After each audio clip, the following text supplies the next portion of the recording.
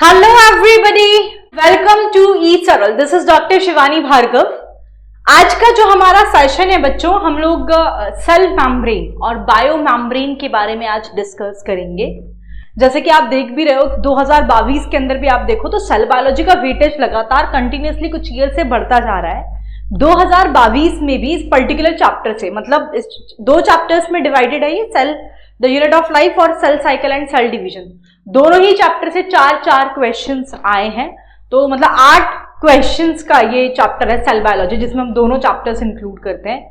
तो weightage wise भी बहुत इंपॉर्टेंट है, इसलिए और बेसिक चैप्टर है. एक्चुअली सबका बेस यहां से बिल्डअप हो रहा है. तो एनी हाउ ये आपके लिए बहुत इंपॉर्टेंट है. तो हर एक चीज बहुत ध्यान से पढ़ेंगे. एनसीईआरटी वर्ड टू वर्ड हम डिकोड करेंगे. ठीक है, तो चलिए शुरू करते हैं. इससे पहले कि मैं सेशन की शुरुआत करूं, जो बच्चे नए हैं इस प्लेटफॉर्म पे, उनको अपने बारे में और इस प्लेटफॉर्म के बारे में कुछ बता देती हूं. मैं सिर्फ डॉक्टर शिवानी भार्गव. मैं पिछले 8 से 10 सालों से ऑनलाइन कोचिंग इंडस्ट्री के अंदर अपनी सर्विसेज दे रही हूं. लाखों डॉक्टर्स को अभी तक मैं मेंटर कर चुकी हूं. ई-सरल के पेड प्लेटफॉर्म पर मैं आपको बायोलॉजी पढ़ाती हूं. तो अगर आप एक सिस्टमैटिक, एक प्रॉपर तरीके से नीट की जर्नी को तय करना चाहते हैं तो आप ई-सरल के पेड प्लेटफॉर्म पे जुड़ सकते हैं. मैम ऐसा क्या अंतर है पेड प्लेटफॉर्म और यूट्यूब में? बेसिक डिफरेंस सबसे पहली चीज तो ये है कि वहां पर आपको तो पर्टिकुलर टाइम टेबल के साथ पूरा क्लासेस चलता है. आपको वहां पर 4 layer doubt solving, 4 layer mentorship program मिलता है. आप टीचर से 1-on-1 इंटरेक्ट करते हैं. और ये ई-सरल का खासियत है कि ये हर एक स्टूडेंट के हिसाब से, उसके मतलब उसका स्पीड के हिसाब से, उसके हिसाब से उसको एक पर्सनलाइज टाइम टेबल देता है. यानी कि कुल मिलाकर अगर आप पेड प्लेटफॉर्म पर जुड़ते हैं तो आपको तो अपने आप से सिर्फ एक वादा करना है कि मैं मेहनत अपनी पूरी करूंगा. मैं मतलब मेहनत करने से नहीं घबराऊंगा.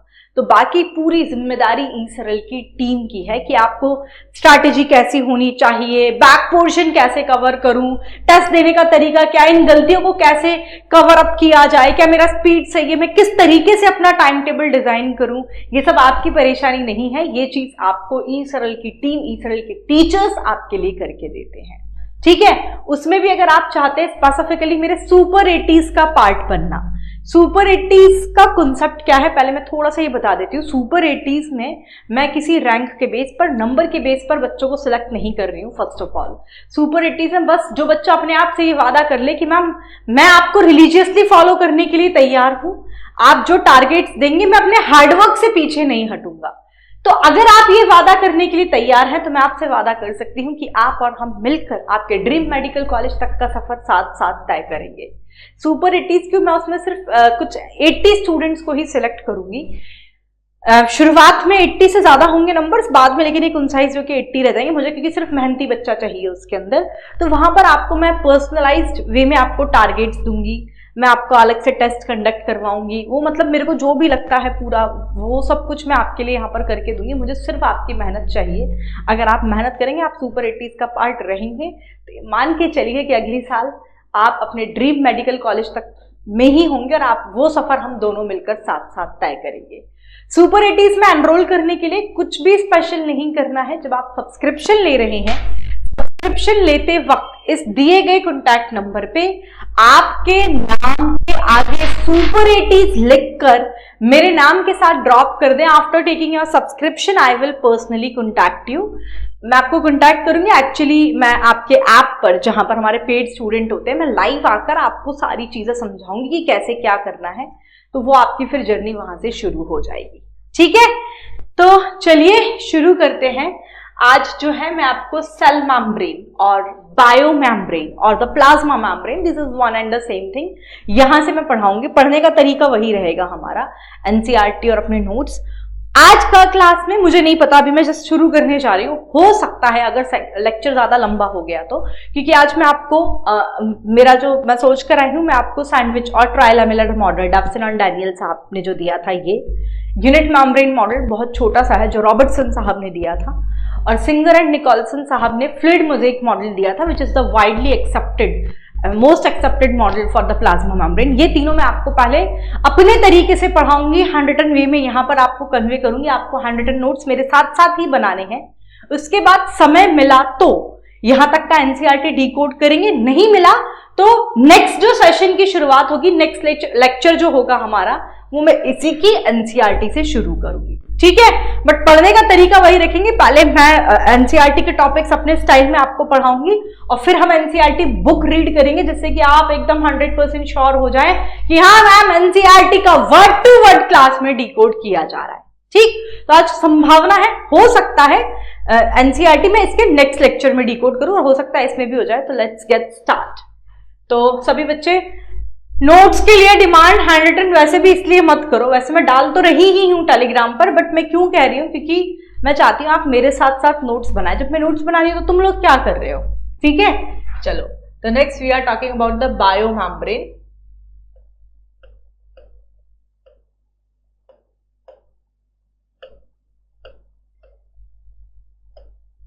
और सेल मेम्ब्रेन।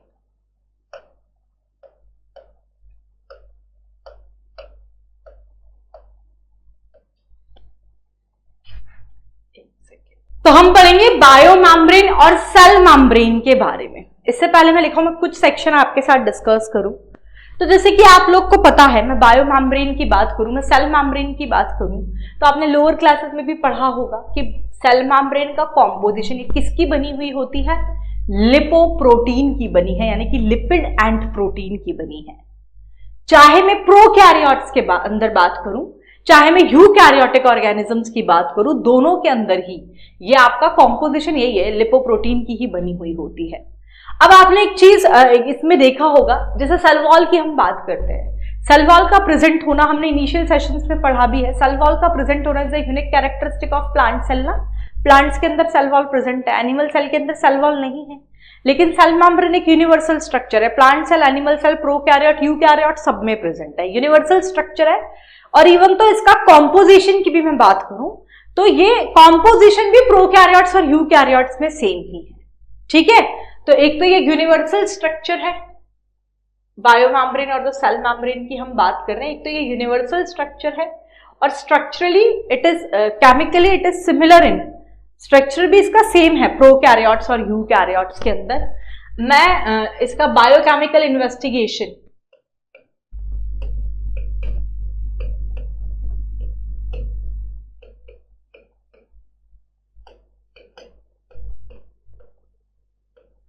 मैं तो एवरेज कॉम्पोजिशन लिख देती हूँ डायरेक्टली, इतना लैंग्वेज लिखने की हमें जरूरत ही नहीं है, जरूरत ही नहीं है। एवरेज कॉम्पोजिशन वैसे तो आपने जो पढ़ा होगा, अधिकतर पढ़ा होगा लिपोप्रोटीन की बनी होती है, लिपिड है प्रोटीन है। तो देखो प्रोटीन है, करेक्ट है, प्रोटीन भी है इसके कॉम्पोजिशन में, प्रोटीन है, लिपिड्स है और कार्बोहाइड्रेट भी है बेटा, बहुत लेस अमाउंट में होता है। एवरेज कॉम्पोजिशन की मैं बात करूं तो ये केमिकल कॉम्पोजिशन है इसमें। जैसे कि मैं आपको बता दूं, प्रोटीन की अगर हम बात करें तो ये लगभग आपका 58 to 59% तो प्रोटीन होता है इसमें, ठीक है। 40% लिपिड्स हैं और 1 से 2% आपका कार्बोहाइड्रेट है। This is the average composition, this is the average composition.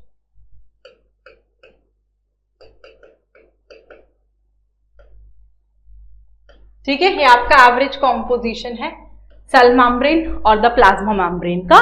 Protein 58 to 59%, lipids 40%, carbohydrate 1 to 2%। Anybody from the class क्या मुझे ये बता सकता है कि ह्यूमन के अंदर एरिथ्रोसाइट का जो मेम्ब्रेन है, आरबीसी मेम्ब्रेन है, उसका कॉम्पोजिशन क्या क्या है, मतलब कितना कितना परसेंट है इन ह्यूमन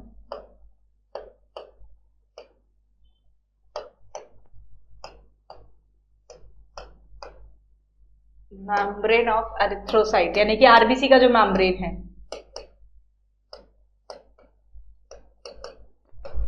बोलिए जल्दी, कितना परसेंट प्रोटीन, कितना percent lipids? Anybody from the class please let me know in the chat section, कितना कितना परसेंट हम बात करते हैं। तो एरिथ्रोसाइट का जो मेम्ब्रेन है उसमें अप्रोक्सीमेटली 52%, अप्रोक्स 52% प्रोटीन है एंड 40% जो है लिपिड्स है। ये हम बात करते हैं, ठीक है।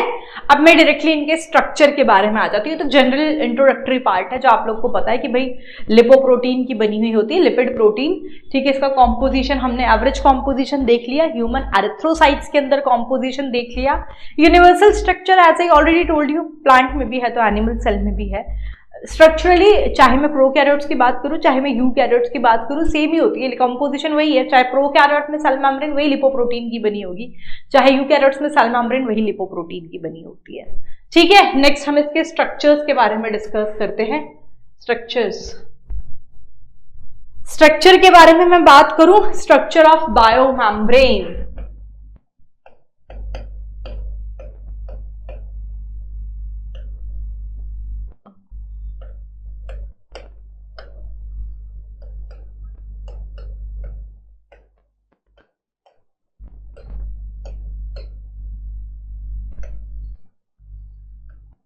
स्ट्रक्चर के बारे में बात करें बेटा तो एक तो इसके अंदर है, एक तो हम पढ़ते हैं इसमें सैंडविच और ट्राइलैमेलर मॉडल। सबसे पहला स्ट्रक्चर जो आप पढ़ोगे इट इज द सैंडविच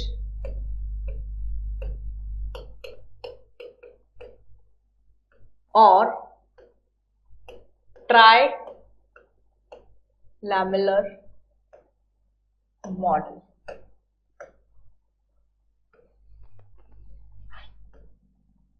ये जो सैंडविच और ट्राइलैमेलर मॉडल है ये दिया था बाय डॉवसन एंड डैनियल का दिया हुआ है। डॉवसन एंड डैनियल ने दिया आपका सैंडविच और ट्राइलैमेलर मॉडल।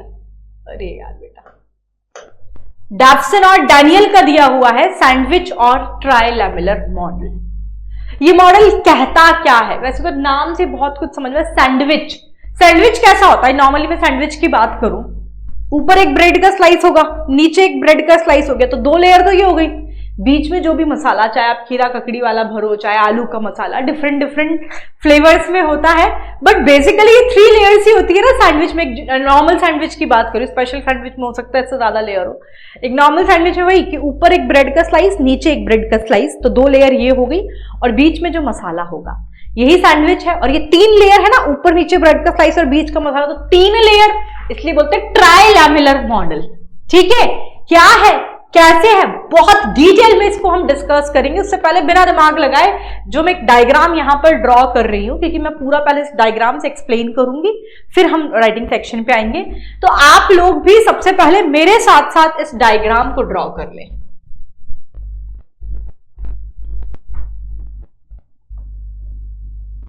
आप भी ड्रॉ करते जाओ। दिस इज द सैंडविच और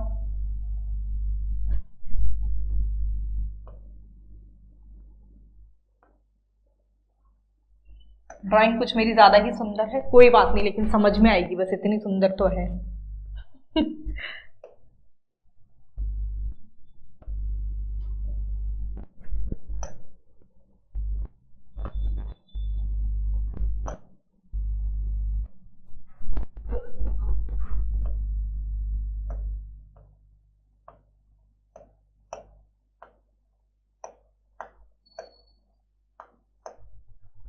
You can draw with me.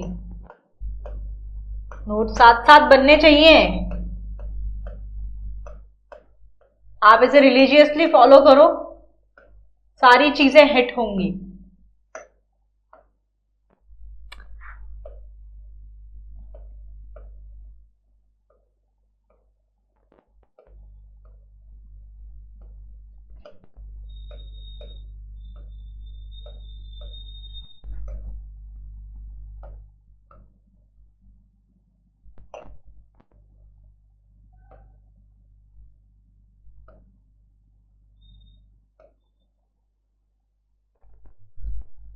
बहुत ध्यान से सुनिएगा, ठीक है।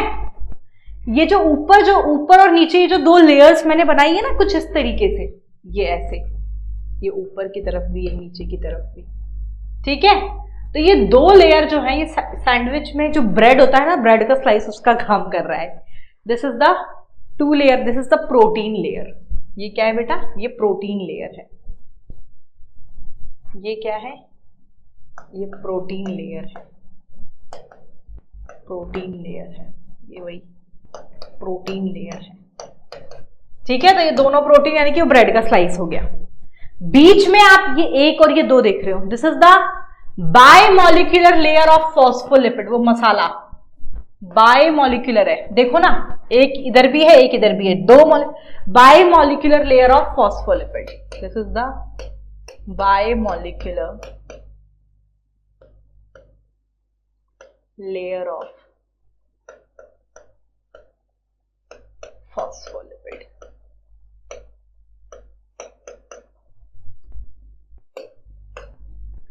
अब एक चीज यानी कि ये समझ में आई कि अकॉर्डिंग डॉवसन एंड डैनियल ने भी, जितना डायग्राम मैंने आपको बताया उससे, कि according to this model plasma membrane is made up of 3 layer. ठीक है, is made up of 3 layer in which 2 तो प्रोटीन लेयर है। ठीक है, 2 प्रोटीन लेयर है in which a bimolecular layer of phospholipid, ये bimolecular layer of phospholipid is sandwiched between, किसके बीच में? Sandwich between 2 layer of protein. इस मॉडल से ये क्लियर हो गया, इस डायग्राम से, कि डॉवसन एंड डैनियल ने जो सैंडविच और ट्राइलैमेलर मॉडल दिया है, डायग्राम देख के आप ये बता सकते हैं कि इस मॉडल के अनुसार प्लाज्मा मेम्ब्रेन आपकी 3 लेयर की बनी होती है, जिसमें एक बायमॉलिक्यूलर लेयर है फॉस्फोलिपिड का, जो किस किस के बीच में present, it is sandwich between the 2 layer of protein. ठीक, अब वो कह रहा है ये जो प्रोटीन लेयर है ना, ईच प्रोटीन लेयर, हर एक जो प्रोटीन लेयर है, इट इज 20 आर्मस्ट्रॉन्ग थिक। ये 20 आर्मस्ट्रॉन्ग थिक है, यानी कि इसका थिकनेस, इस प्रोटीन लेयर का थिकनेस 20 आर्मस्ट्रॉन्ग हो गया। नीचे भी एक और प्रोटीन लेयर है ना, इसका थिकनेस भी 20 आर्मस्ट्रॉन्ग हो गया, in which protein layer is 20 angstrom thick. और ये जो बायमॉलिक्यूलर लेयर ऑफ फॉस्फोलिपिड है, ये 35 आर्मस्ट्रॉन्ग थिक है, 35 आर्मस्ट्रॉन्ग है इसका थिकनेस। तो आप इसका टोटल थिकनेस कितना हो गया? 20 और 20 40, 40 और 35, तो 75 हो गया। दस total thickness is 75 Armstrong. Clear हुआ? सबसे पहले तो ये बताया कि इस मॉडल के अनुसार plasma membrane is made up of 3 layer in which bimolecular layer of phospholipid, ये bimolecular layer of phospholipid, it is sandwich between the 2 layer of protein. Each layer of protein is 20 angstrom thick and bimolecular layer of phospholipid is 35 angstrom thick. Thus total thickness कितना हो गया? ये 20 और ये 35 और ये वापस 20, तो 20 और 20 40, 40 और 35 हो गए 40, 50, 60, 70, 75। दस टोटल थिकनेस इज 75 आर्मस्ट्रॉन्ग। ये पॉइंट भी क्लियर हो गया होगा, ये पॉइंट भी क्लियर हो गया। अब इसके बाद की राम कहानी, पहले इतना नोट आउट कर लेते हैं, इसके बाद मैं आपको सुनाती हूं। ठीक है, चलो पहले बता ही देती हूं। अब वो कह रहा है ये जो बायोमोलिकुलर लेयर ऑफ फॉस्फोलिपिड है ना, ये फॉस्फोलिपिड मॉलिक्यूल जो है इसको हम कहते हैं एम्फीपैथिक मॉलिक्यूल। एम्फीपैथिक मॉलिक्यूल क्यों कहते हैं?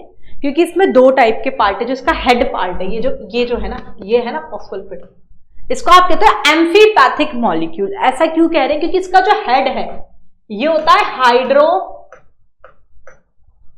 हेड, हाइड्रोफिलिक हेड है।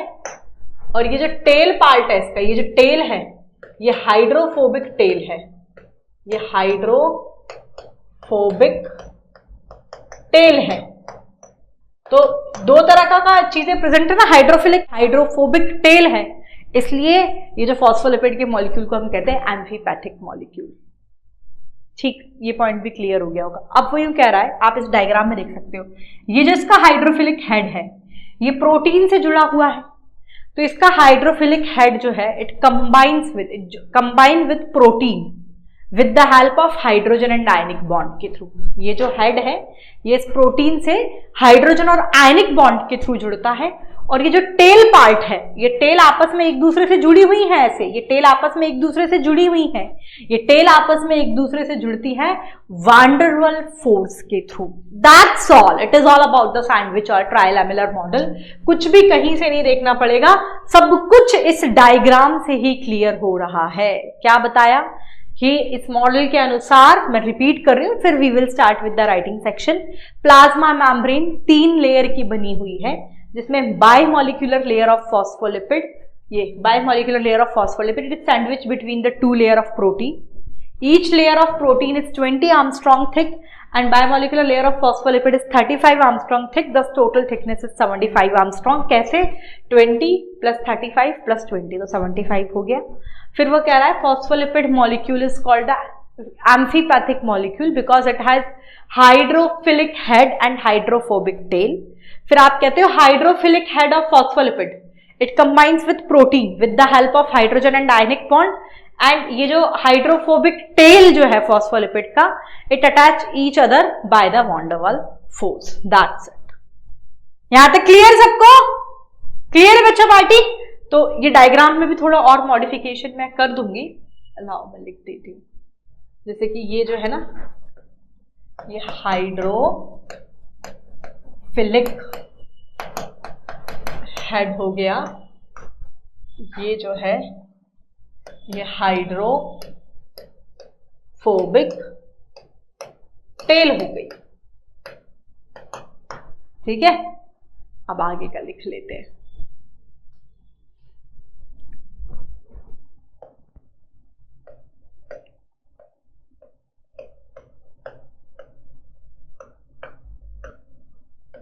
अकॉर्डिंग टू दिस मॉडल,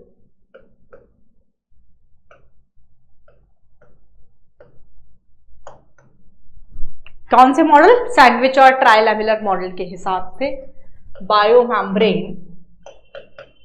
आराम से आपको क्लियर हो गया ना, डायग्राम से ही आराम से आप खुद रिवाइज मतलब आराम से कर पाओगे. क्लास का टारगेट ही होना चाहिए बेटा, मैं जो पढ़ा रही हूं हम आराम से बहुत डिटेल में पढ़ रहे हैं. अगर आप फुल्ली कॉन्सेंट्रेशन के साथ क्लास लगाते हैं तो आपको क्लास का 60% सेक्शन तो एटलीस्ट क्लास में ही याद होना ही चाहिए. घर जाके रिवीजन में समय कम लगे तो मेरे लेक्चर का बेनिफिट है, अदरवाइज तो नहीं है. अदरवाइज तो मैं एक अच्छी टीचर नहीं हूं. तो क्या ऐसा आपके साथ हो रहा है? अगर हो रहा है, नहीं हो रहा है, जो भी, please let me know in the comment section. आपके कॉमेंट्स में पढ़ती हूं बेटा. ठीक है. हाँ, तो इस मॉडल के अनुसार बायोमेम्ब्रेन और प्लाज्मा मेम्ब्रेन. अच्छा, एक चीज और मैं आपको बता दूं, एक सरप्राइज है तुम लोग के लिए. जिस दिन मेरे इस चैनल पे जितने भी नए बच्चे ना सब्सक्राइब करो, और बाकी अगर आपको वास्तव में लगता है कि ये चैनल बढ़िया है, कंटेंट मैम अच्छा डाल रही हैं, अच्छा पढ़ाते हैं यहाँ के टीचर्स, तो चैनल को सब्सक्राइब करो और आसपास के लोगों के साथ शेयर करो. जिस दिन इस चैनल के 40,000 सब्सक्राइबर्स हो जाएंगे, ठीक है, बहुत छोटा सा माइलस्टोन दिया है अभी तो मैंने, जस्ट फॉर द इनिशिएशन. 2023-2024 के बच्चों, आप तो रैंक डिसाइड कर लो, हम रैंक क्रैक करेंगे. बहुत जबरदस्त सीरीजेस यहाँ पर लेकर आऊंगी मैं. Handwritten notes NCERT decode के साथ तो करवा ही रही हूँ. कोटा का जो स्टडी मटेरियल है, जहां से भी आप पढ़ते हैं, कोटा का टॉप मोस्ट स्टडी मटेरियल, उसके सारे मॉड्यूल के वीडियो सोल्यूशंस आपको यहाँ मिलेंगे और आपके डाउट सेशंस भी मैं लगाऊंगी यहाँ पर. ठीक है. Yes, it is a free YouTube series. Kota का स्टडी मटेरियल का पूरा क्वेश्चन सॉल्यूशंस मैं आपको यहाँ करवाऊंगी, पूरा मॉड्यूल्स मैं आपको करवाऊंगी. प्लस ई सरल का ऐप जिसने भी नहीं डाउनलोड कर रखा है वो डाउनलोड कर लो. 1-2 दिन में मैं आपको टारगेट देने वाली हूँ. लिविंग वर्ल्ड, चाहे 11th का बच्चा हो, चाहे 12th का बच्चा हो, चाहे ड्रॉपर्स हो, ठीक है, लिविंग वर्ल्ड में पढ़ा चुकी. सेल बायोलॉजी जैसा एक पर्टिकुलर सेक्शन तक आ जाएगा, इसका टेस्ट मैं कंडक्ट करूंगी. लेकिन क्योंकि मुझे, आप लोग तो मेरी शक्ल देखते हो, मुझे आप लोग की शक्ल देखनी है, मुझे आप लोग की आवाज सुननी है, हमें इंटरेक्टिव, एक प्रॉपर इंटरेक्शन के साथ होना चाहिए क्वेश्चन प्रैक्टिस. तो वो मैं ई सरल के ऐप पर लेकर आऊंगी. तो ऐप पर अब सबको जुड़ना है. ठीक है, चलो. इस मॉडल के अनुसार बायोमेम्ब्रेन और plasma membrane is made up of 3 layer की बनी है बेटा. Is made up of 3 layers. कैसे? इन विच एक तो बीच में biomolecular layer of phospholipid, by, as you can clearly see in the diagram, in which bimolecular layer of phospholipid is sandwiched between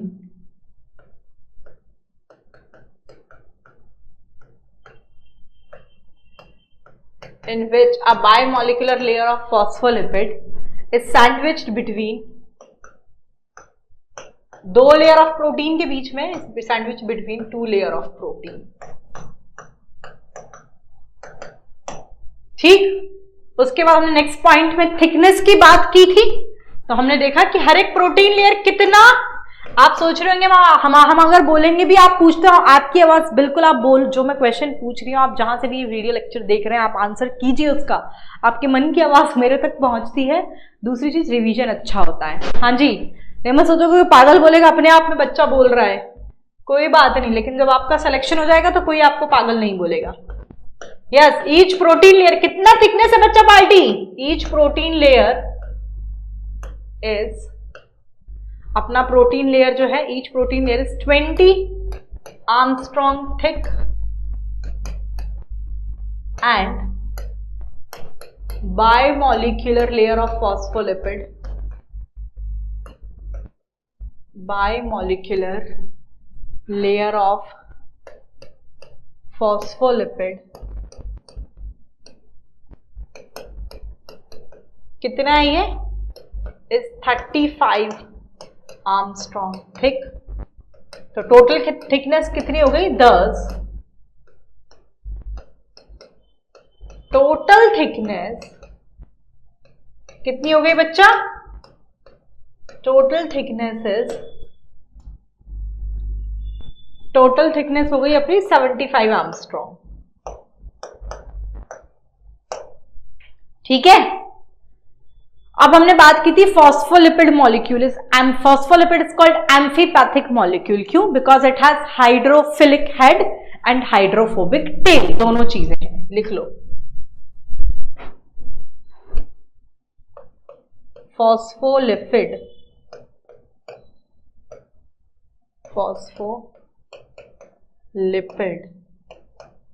is known as, इसे हम कहते हैं amphipathic molecule. Phospholipid is known as amphipathic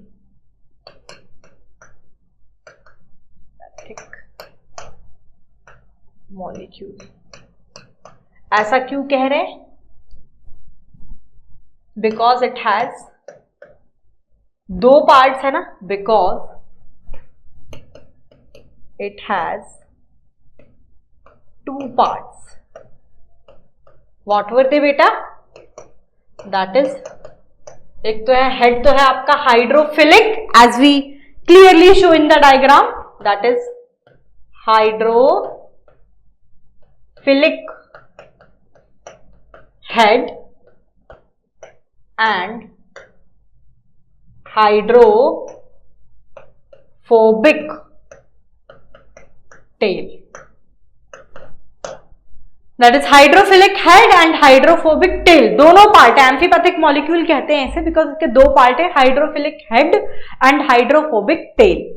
अब next हमने diagram में देखा, as already discuss, कि इसका जो हाइड्रोफिलिक हेड है, ये देखो, इसका जो हाइड्रोफिलिक हेड है, it is attached with the protein molecule. किसके थ्रू? तो ये आप बात करना हाइड्रोजन एंड आयनिक बॉन्ड के थ्रू। और जो हाइड्रोफोबिक टेल है, ये आपस में एक दूसरे से जुड़ी हुई है, किसके through? Van der Waals force के थ्रू। ठीक, तो एक ये वाला पॉइंट हो गया, लिख लो।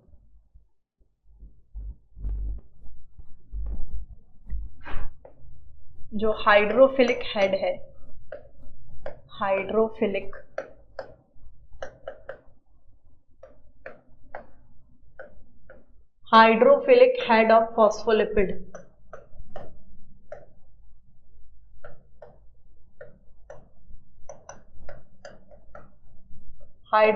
head of phospholipid is attached with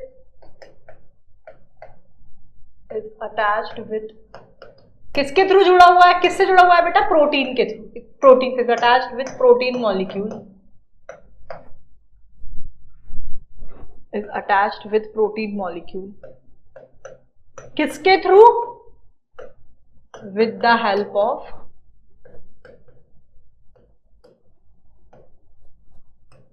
with the help of ये जुड़ा हुआ है हाइड्रोजन एंड आयनिक बॉन्ड के through.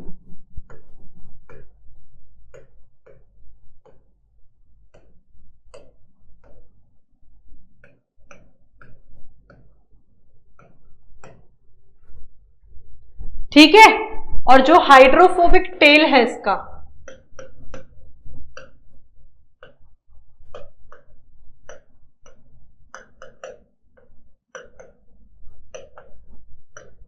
It is attached with each other, आपस में एक दूसरे से जुड़ी होती है, अटैच्ड। हाइड्रोफोबिक टेल आपस में एक दूसरे से जुड़ी है, अटैच्ड विद ईच अदर।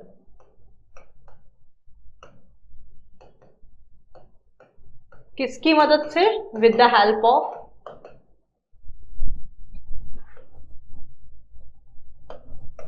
वान डर Waals force.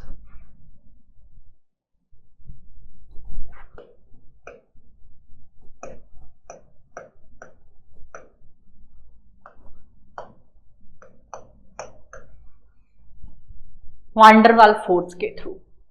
That's all, it is all about the sandwich और ट्राइलैमिलर मॉडल जो कि डॉब्सन एंड डैनियल साहब ने दिया था।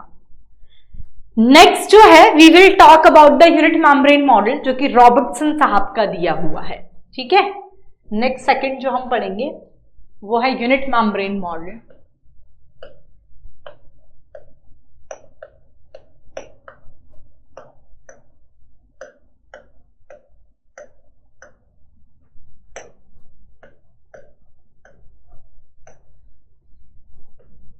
ये दिया हुआ है रॉबर्टसन साहब ने।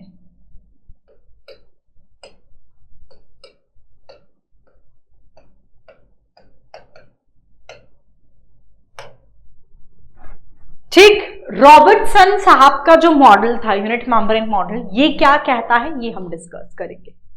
तो यूनिट मेम्ब्रेन मॉडल क्या कहता है? इसके अनुसार अकॉर्डिंग टू दिस मॉडल जितनी भी सेल्यूलर एंड ऑर्गेनल मेम्ब्रेन है ये स्ट्रक्चरली और फंक्शनली तो सिमिलर है, कोई अंतर नहीं है उनमें। डिफरेंस किसमें है? डिफरेंस है केमिकली और साइज के अंदर। बस यही कहता है यूनिट मेम्ब्रेन मॉडल कि all the cellular and organelle membrane they are structurally and functionally similar. तो फिर अंतर किसमें है? तो केमिकल कॉम्पोजिशन में अंतर हो सकता है, साइज में अंतर हो सकता है, बस यही अंतर है। हालांकि अभी हमने जो मॉडल पढ़ा था दैट इज द सैंडविच और ट्राइलैमिलर मॉडल, और अभी जस्ट मैंने आपको जिसके बारे में बताया that is the unit membrane model, दोनों के दोनों रिजेक्टेड मॉडल है, दोनों को एक्सेप्ट नहीं किया गया। रिजेक्शन का कारण क्योंकि ये दोनों ही मॉडल जो है फ्लूइड प्लाज्मा मेम्ब्रेन की जो सिलेक्टिव परमिएबिलिटी जो नेचर है, सिलेक्टिव परमिएबल होती है ना प्लाज्मा मेम्ब्रेन, इसको एक्सप्लेन नहीं कर पाई, इसीलिए दोनों मॉडल जो है रिजेक्टेड मॉडल है। ठीक, तो बस इतना ही लिख लो। According to this model, unit membrane model के हिसाब से क्या है? According to this model,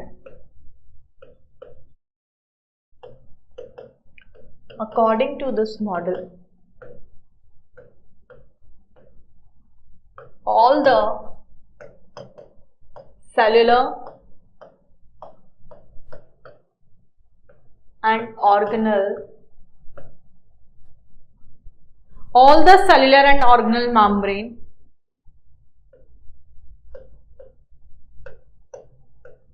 all the cellular and organelle membrane are structurally and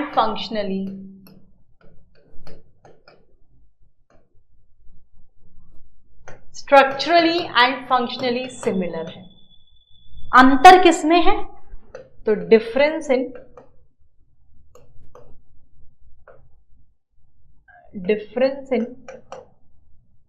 chemical composition अलग हो सकता है, difference in chemical and size very कर सकता है, बस यही अंतर है और कोई अंतर नहीं है। फिर हमने जैसा कि बताया both of this model, both of these model rejected model है ये, both of these model are rejected, कारण because they are unable, because they did not explain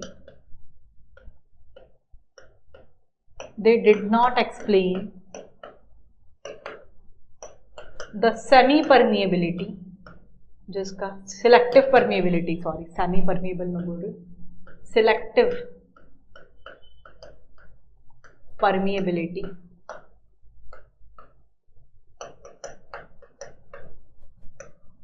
of plasma lemma. Plasma lemma or the biomembrane or the cell membrane or the plasma membrane, ये सब synonyms है, they are the one and the same thing.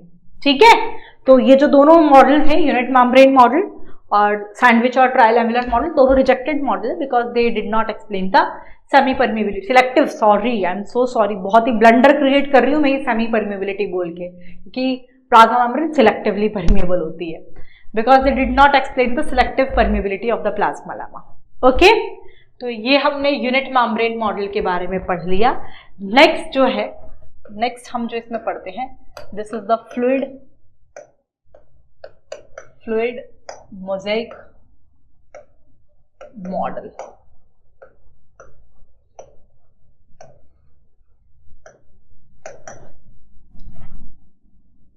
ये दिया था, ये fluid mosaic model दिया हुआ है बाय सिंगर एंड निकोल्सन. अभी जो दोनों मॉडल पढ़े वो तो रिजेक्टेड है. ये जो फ्लूइड मोज़ेक मॉडल है, this is the latest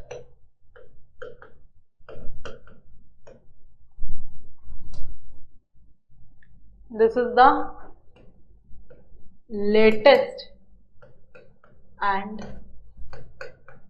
widely accepted model. Fluid mosaic model, this is the latest and widely accepted model for the plasma lemma. ठीक है, ये मॉडल क्या कहता है इसके बारे में हम चर्चा करेंगे. एक सेकेंड में पानी पी लेती हूँ.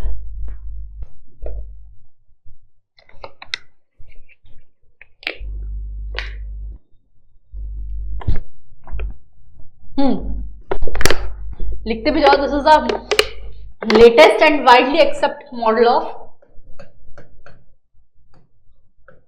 प्लाज्मा लेमा, यानी कि वही सेल मेम्ब्रेन के लिए मोस्ट वाइडली एक्सेप्टेड मॉडल है. अब फ्लूइड मोज़ेक मॉडल क्या कहता है मैं आपको बताऊं. ये कहता है कि इस मॉडल के अनुसार प्रोटीन जो है ये सब मोज़ेक पैटर्न में प्रेजेंट होते हैं फॉस्फोलिपिड में, या फिर आप ये भी कह सकते हो कि ये भी कहता है प्रोटीन आइसबर्ग्स. मतलब जैसे फॉस्फोलिपिड मान लो एक समुद्र है, तो समुद्र में जो प्रोटीन आइसबर्ग्स कैसे होते हैं, आइसबर्ग्स होते हैं ना, तो प्रोटीन को आइसबर्ग्स कहा, फॉस्फोलिपिड को समुद्र कहा. गुलाब जामुन बहुत बड़ी एग्जांपल. चाशनी होती है, चाशनी में गुलाब जामुन होते हैं, तो जो चाशनी है ना, वो कॉन्सेंट्रेटेड शुगर सोल्यूशन जो है उसको तो इसने फॉस्फोलिपिड कंसिडर किया, और वो जो गुलाब जामुन है इसको इसने प्रोटीन कंसिडर आउट किया कि इस तरीके से होता है. ये है आपका फ्लूइड मोज़ेक मॉडल जो कि सिंगर एंड निकोल्सन साहब ने दिया था, which is the latest and most widely accepted model of plasmalemma. According to this model, protein are arranged in the mosaic pattern in the phospholipid, और protein icebergs in the sea of phospholipid, और गुलाब जामुन को protein बोल दिया, in the concentrated sugar solution that is the phospholipid. ठीक है, मतलब जैसे चाशनी है कंसेंट्रेटेड शुगर सॉल्यूशन, चाशनी में गुलाब जामुन कैसे होते हैं वैसे प्रेजेंट होता है. तो चाशनी को जो कॉन्सेंट्रेटेड शुगर सॉल्यूशन है उसकी तुलना इसने की है फॉस्फोलिपिड से, और वो जो गुलाब जामुन है इसकी तुलना की है प्रोटीन से. ऐसे समुद्र में आपको प्रोटीन आइसबर्ग्स देखने को मिलते हैं, तो जो समुद्र है उसको तो तुलना की है फॉस्फोलिपिड से, और वो जो आइसबर्ग्स है उसकी तुलना की है प्रोटीन से. तो ऐसे मोज़ेक पैटर्न में प्रेजेंट होते हैं प्रोटीन. ये ऐसे कहा सिंगर एंड निकोल्सन साहब ने. ठीक है, तो लिखो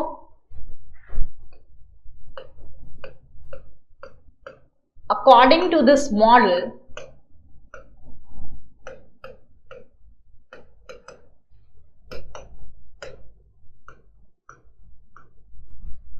इस मॉडल के अनुसार, according to this model, protein are arranged in phospholipid, protein are arranged in phospholipid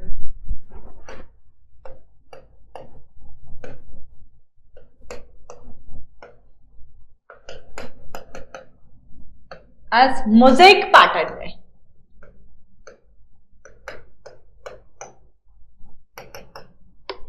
ठीक है, मोज़ेक पैटर्न में प्रेजेंट होते हैं।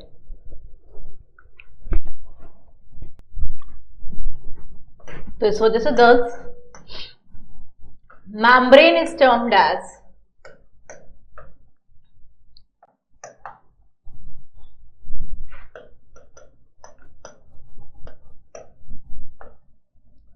क्या बोला? Protein icebergs.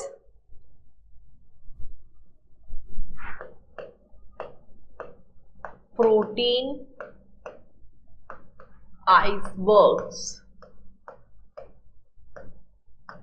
in the sea of phospholipid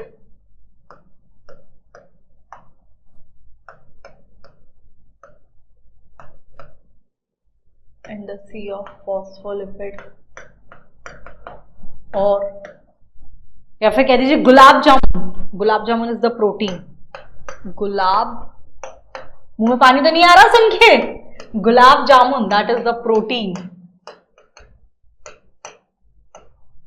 in the concentrated